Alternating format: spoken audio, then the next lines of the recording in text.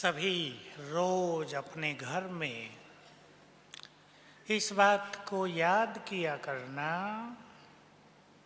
कि हमारा भाग्य कितना महान है जो हमारे घर में स्वयं भगवान मेहमान बनकर आते हैं।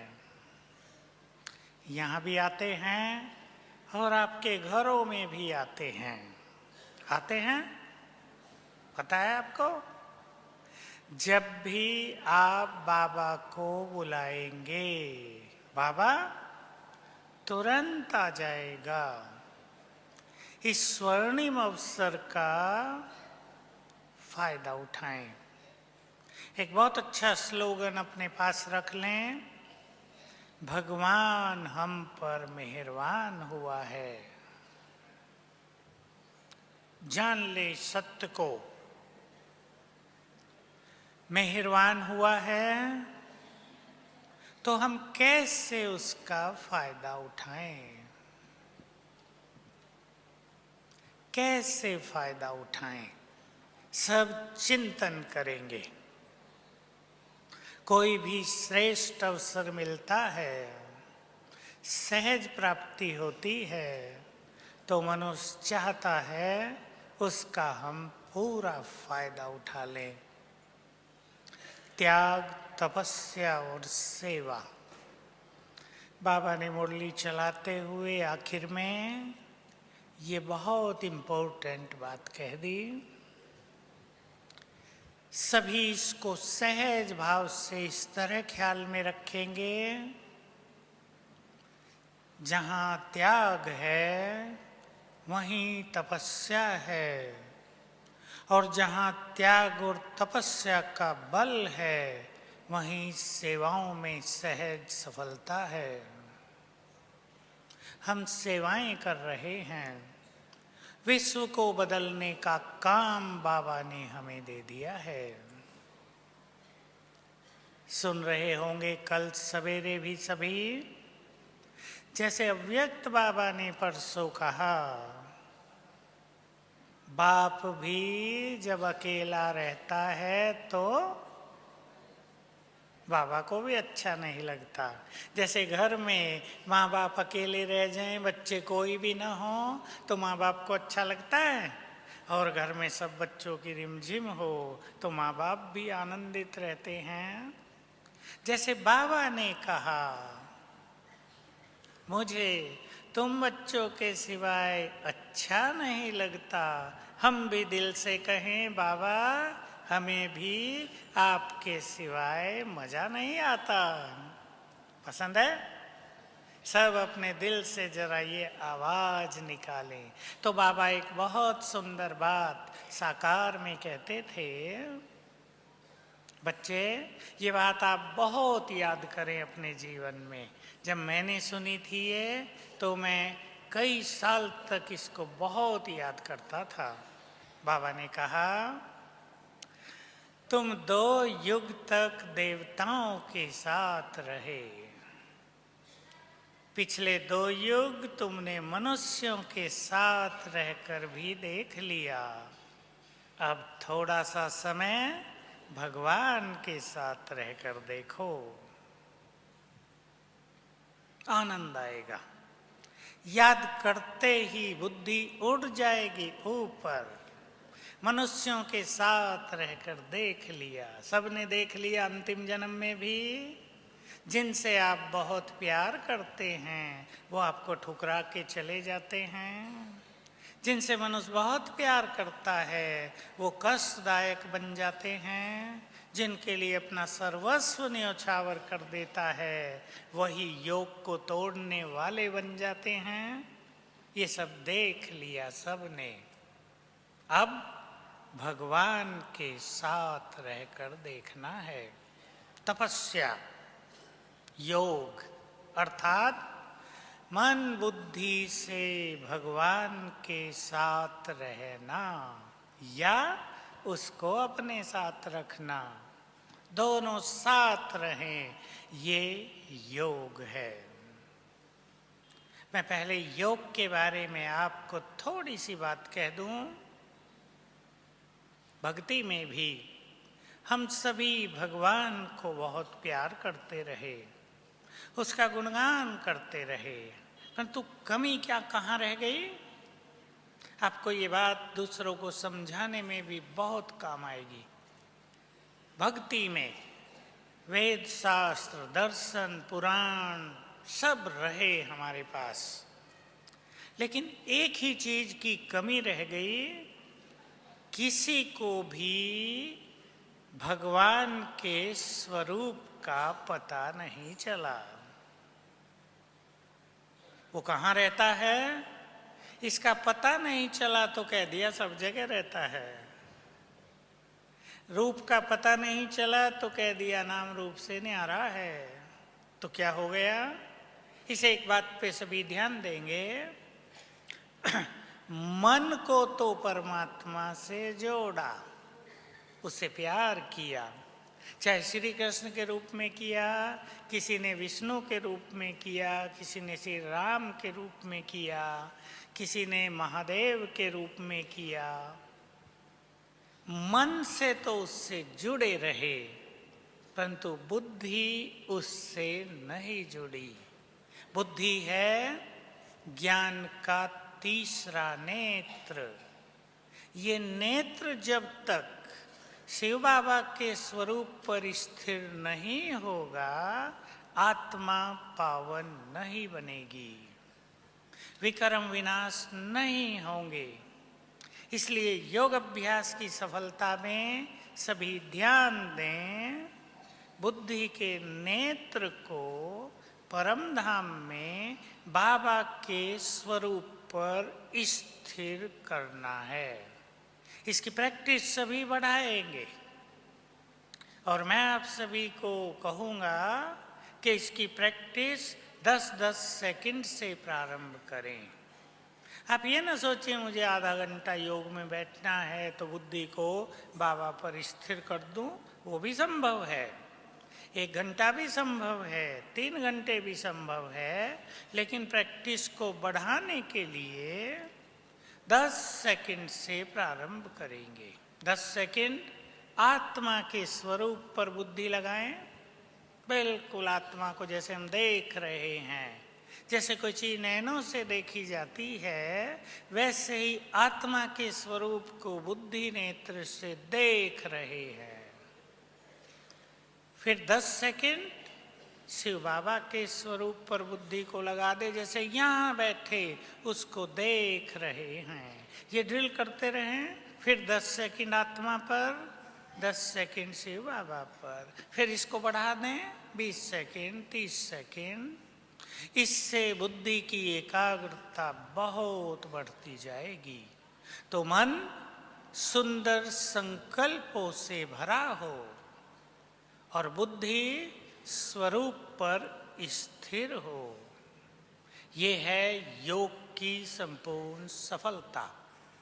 आप सभी ने सुना ही होगा, हमारी योग साधना की बहुत सुंदर एक और साधना है 5 स्वरूपों का अभ्यास। इन 5 स्वरूपों के अभ्यास को हम टोटल स्वदर्शन चक्र कहते हैं। आत्मा के स्वरूप पर बुद्धि लगे, फिर हमारा जो आदि स्वरूप है देव स्वरूप, हमारा देव स्वरूप बुद्धि से हम देखने लगे। प्रैक्टिस करेंगे सभी। पहले जन्म में हम ऐसे थे, वो स्वरूप सामने आने लगे, तो योग बहुत सफल होगा। और सभी सूक्ष्म सिद्धांत को याद रखेंगे। जिस स्वरूप पर हमारी बुद्धि स्थिर होगी, ध्यान से सुन लें सभी, जिस स्वरूप पर हमारी बुद्धि स्थिर होगी, उसके गुण, संस्कार, शक्तियाँ, प्योरिटी सब हमारे अंदर आने लगेगी। ये सभी को अपनी प्रैक्टिस बहुत अच्छी बढ़ानी है। हमें सेवाएं करनी हैं। आज तक हम साक्षी होकर देखें, हमने देखा है, आप भी देख सकते हैं। जहां सेवा करने वालों में त्याग और तपस्या का बल है, वहां सेवाएं निर्विघ्न रूप से सफल होती हैं। और जहां ये दोनों बल नहीं हैं, वहां कभी सेवाएं बढ़ेंगी, फिर घटेंगी, बाधाएं आएंगी, कोई ना कोई विघ्न डालने वाले निकल जाएंगे। तो हमें सेवाओं में भी बहुत कुछ करना है। थोड़ा सा ध्यान दें सेवाओं पर। आप सभी सेवाओं में बाबा को योगदान कर रहे हैं। कर रहे हैं सभी? हाथ उठाएंगे जो कर रहे हैं। बाकी माताओं ने समझा नहीं, सभी कर रहे हैं। धन से भी करते हैं, तन से भी सेवा करते हैं यज्ञ की, मन भी बाबा में लगाए रखते हैं। ये यज्ञ मेरा है। वारिसात्मा की सबसे पहली पहचान, जैसे बाबा मेरा है, उसका कार्य भी मेरा है, उसका यज्ञ भी मेरा है। इस कार्य से मेरापन हो जाना ये सेवा का आधार है। याद रखेंगे, जो आत्माएं संगम युग पर भगवान को सहयोग करती हैं, वो भगवान को बांध लेती हैं विनाश काल में सहयोग करने के लिए और द्वापर युग से सहयोग करने के लिए। द्वापर युग में हमें सब कुछ भूला हुआ होगा, लेकिन हमारी आवाज भगवान तक पहुंचा करेगी, क्योंकि जब वो इस धरा पर स्वर्ग रचने आया था तो हम उसके साथ थे।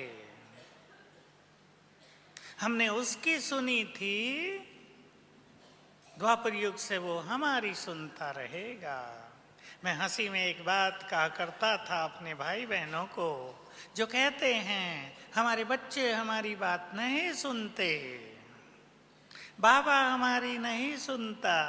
अब भी कोई कोई आते हैं मेरे पास भी, कहते हैं बाबा सुनता नहीं है। मैं उनकी सब बात सुन के उनसे पूछता हूँ, आप कितनी सुनते हैं बाबा की? सालों साल हो गए भगवान को कहते कहते। बाबा परेशान होता है, 30 साल हो गए यही सिखा रहा हूं इन्हें, फिर भी सुधरते नहीं हैं। कभी कहता है छोड़ो इन्हें, ये सुधरने वाले नहीं हैं। बाबा के गुणों में मैं ये एक गुण और जोड़ा करता हूं, वो धैर्य का भी सागर है। कैसे धैर्य चित्त होकर हम सबकी पालना कर रहा है। तो बिल्कुल सीधा सा सिद्धांत है, जो इस समय जितनी भगवान की सुनेंगे, द्वापर युग से उतनी ही उनकी सुनवाई होगी। विनाश काल में जब हमें बाबा के सहयोग की बहुत जरूरत पड़ेगी, तब वो हमारी हर बात सुनेगा और आप महसूस करेंगे हम अपने बाबा की सुनते हैं तो हमारे बच्चे भी हमारी सुनेंगे। सीधा सा ये सिद्धांत सभी अपने जीवन में अपनाएं, याद करें, तो हम बाबा के इस महान कार्य में उसके साथी हैं। ये भी बहुत बड़ी नशे की बात है। कल बाबा कह रहे थे, सवेरे संडे की मुरली याद करो, बाबा चाहे तो सेकंड में सब कुछ कर सकता है। वो सर्वशक्तिवान है, उसके पास समस्त सिद्धियां होती हैं। वो कहे कि अभी बरसात हो जाए, तुरंत होने लगेगी। वो कहे हिमालय राख बनकर उठ जाए, एक क्षण लगेगा। वो कहे सातों सागर सूख जाएं, फट से सूख जाएंगे। वो चाहे इस धरा पर स्वर्ग आ जाए, कल ही आ जाएगा। परंतु उसने हमें सम्मान दिया, हमारे सहयोग को स्वीकार किया, हमें प्यार दिया बहुत, हमारी योग्यताओं का विकास किया, हमें आगे बढ़ाया और कहा तुम मेरे मददगार बच्चे हो। ये उसका प्यार भी है और बहुत बड़ा सम्मान भी है। तो वो अपना ये महान कार्य हम आत्माओं के द्वारा करा के हमें भाग्य भी दे देता है, हमें बहुत योग्य महान भी बना देता है। तो सभी इस सेवा में सहयोग अवश्य करें। मैं आपको सोच समझ कर ये बात कह रहा हूं, किसी भी तरह का सहयोग। लेकिन एक बात ध्यान रखेंगे, सहयोग निष्काम भाव से हो। यदि सेवाओं में कामनाएं हैं तो सेवा का पुण्य समाप्त होता रहता है। यदि सेवाओं का वर्णन है तो सेवाओं का पुण्य कम होता रहता है। सेवाओं में ऐसा हो, सेवाएं करते चलें और भूलते चलें। खुद भी याद न रखें मैंने इतना किया, बिल्कुल निष्काम भाव धारण कर लें। ये हमारे इस अलौकिक जीवन की सर्वश्रेष्ठ दिव्यता होगी। समझती है ना बहनें इस बात को? निष्काम भाव। मैंने सेवाओं में इतना सहयोग दिया तो मेरा सम्मान होना चाहिए, ये नहीं। मेरे पास ऐसे कई उदाहरण हैं। मैं इशारे में कहता हूं, किसी एक भाई ने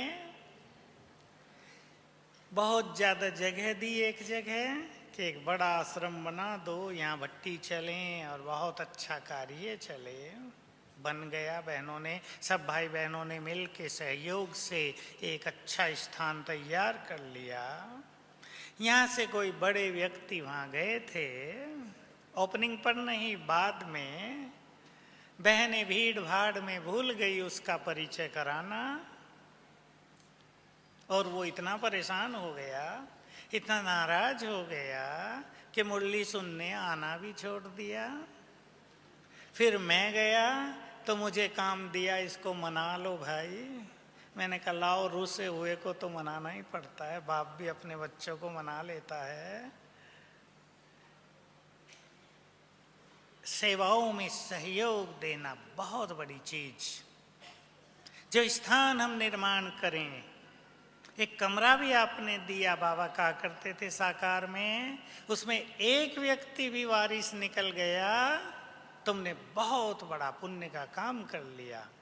कोई बहुत बड़ा सेवा का कार्य करके यदि हमारी खुशी नष्ट हो जाए तो समझ लें हमारे पुण्य भी नष्ट हो गए। इसलिए बहुत गहरा सब्जेक्ट, निष्काम भाव से सहयोग करना। क्योंकि जिसको हम सहयोग कर रहे हैं वो ही हमें सहयोग के योग्य भी बनाता है। ठीक बात है या नहीं? जिसे हम सहयोग कर रहे हैं वो योग्यताएं वही हमें देता है। धन हमारे पास आया है, हम धन से बाबा की सेवाएं कर रहे हैं, हमें आनंदित होना चाहिए कि बाबा तुमने हमें योग्य बनाया। वाह मेरा भाग्य कि मैं तुम्हारे इस कार्य में कुछ सहयोग कर सका। लेकिन मैंने किया, ये मैं का त्याग हमें करना ही होगा। मैं आपको एक बहुत अच्छी बात कहूं, पहले मैंने कही है और ये सबके बहुत काम आएगी। इसको आप संभालें अपने अंतर मन में। देखिए, धन कभी भी स्थिर नहीं होता। आज वो एक के पास है, कल दूसरे के पास होगा। जो धन आपके पास है आज, हो सकता है वो थोड़े समय में आपका साथ छोड़ जाए, किसी और के पास हो। लेकिन धन के द्वारा अगर पुण्य कर लिए जाएं तो पुण्य स्थिर हो जाते हैं। इसलिए धन को स्थिर करने की विधि है धन के द्वारा पुण्य करना। मैं कईयों को कहता हूँ, एक ये मेरी पर्सनल बात है, बाबा के समय से मैंने सुनी थी, हमारे भी लौकिक परिवार ज्ञान में हैं। मैं उन्हें कहा करता हूँ कि हर साल देखो आपके सेंटर में 2 गरीब माताएं हैं, कोई भाई हैं जो धन अभाव के कारण बाबा से मिलने नहीं आ पाए हैं 5-7 साल से। उन्हें तुम टिकट देकर यहाँ भेजो, ये तुम्हारा बहुत बड़ा पुण्य होगा। किसी को भगवान से मिला दिया जाए, कितना बड़ा पुण्य है। मैं एक छोटी सी बात और कहूँ, है तो व्यक्तिगत। मधुबन जब छोटा सा था, ये बात है अब से 35 साल पहले की, थोड़े से मकान थे, तो हम लोग जिन कमरों में रहते थे, बाबा का जब सीजन होता था तो हम सबको अपने कमरे खाली करा दिए जाते थे कि यहाँ पार्टी में आने वाले भाई बहन रहेंगे। हम कहीं भी सो जाते थे, बरांडों में, कहीं भी। गर्मी के दिनों में सीजन होता था, उन दिनों हमें बहुत खुशी होती थी कि हमारे कमरों में, जहाँ हम 5 भाई रहते हैं, वहाँ 10 भाई आकर सो गए हैं, जमीन पे सो गए। तो हमारा छोटा सा त्याग कि हमने अपने कमरे खाली कर दिए, 10 आत्माओं को भगवान से मिलाने का आधार बन गया। हमें बहुत खुशी होती थी। भले ही हमें कष्ट होता था, हमें अपना जरा सा सामान लेना तो अंदर जाना है, हमारा सब कुछ उनके कंट्रोल में है अब, लेकिन हम बहुत खुश होते थे। तब से सीखा हुआ था। हमारे वहाँ ऊपर भी पानी की बहुत कमी होती थी। हम सबको कहा जाता था आधी बाल्टी पानी से ही नहाना है। हम इसे स्वीकार करते थे, क्योंकि हमारी जो आधी बाल्टी पानी बचेगा उससे कोई और नहाएगा, उसे सुख मिलेगा। अगर पानी ना हो तो उसको कितनी कठिनाई होगी। हमारा त्याग दूसरों का भाग्य बनाने का आधार है। इसलिए बाबा का महावाक्य है, त्याग से भाग्य बनता है। सभी याद रखेंगे इस जीवन में, त्याग से आत्मा को तेज प्राप्त होता है। त्याग भी बहुत बड़ा बल है। बाबा ने हम सबको सिखा दिया, हमारा त्याग घर बार का त्याग नहीं है, हमारा त्याग भोजन का त्याग नहीं है, हमारा त्याग परिवार का त्याग नहीं है, हमारा त्याग है आसक्तियों का त्याग, हमारा त्याग है कर्मेंद्रियों के रसों का त्याग, हमारा त्याग है छोटी छोटी हद की इच्छाओं का त्याग, हमारा त्याग है कामनाओं का त्याग, हमारा त्याग है दुर्भावनाओं का त्याग। हमारे त्याग की गति दिनों दिन सूक्ष्म होती जाएगी। जिस दिन से हम तपस्या का मार्ग अपनाते हैं तो हमारा त्याग, उसकी गति सूक्ष्म होती जाती है। इस बात पे आप ध्यान दें। और बिल्कुल गहरा रिलेशनशिप है त्याग और तपस्या का, गहरा नाता है। माताएं ध्यान से सुने, बहुत बड़ा त्याग करने के बाद यदि कर्मेंद्रियों के रसों में कोई उलझ कर रह गया तो वो तपस्वी नहीं बन सकते। बहुत आत्माओं के साथ ये हो गया है, वो त्याग करके आ गए हैं। सभी माताएं जो यहाँ बैठी हैं, उन सब का भी बहुत बड़ा त्याग है। आपने बाबा को पाकर बहुत गालियां खाई होंगी, सहन किया होगा, कष्ट पाए होंगे। लोगों ने जो आज तक आपका सम्मान कर रहे थे, अपमान किया होगा, आपने सब सुन लिया आराम से। बहुत बड़ा त्याग हर एक का है। मैं बहुत अच्छी तरह जानता हूं, माताओं को धारणाएं अपनाने के लिए बहुत कष्टों से गुजरना पड़ता है। पर ध्यान दें, बहुत बड़े त्याग के बाद यदि तपस्या नहीं होती तो समझ लें हमारा त्याग निष्फल जाता है। इसलिए त्याग वही सफल है जो किसी आत्मा को तपस्वी बना दे।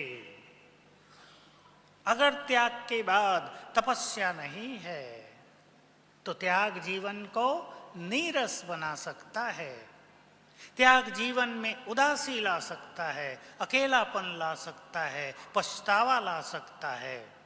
त्याग किया है सबने तो श्रेष्ठ तपस्वी बनना ही है। त्याग किया है तो त्याग की चमक हमारे जीवन में, हमारे चेहरों पर दिखाई देनी ही चाहिए। लोग ऐसा ना कहें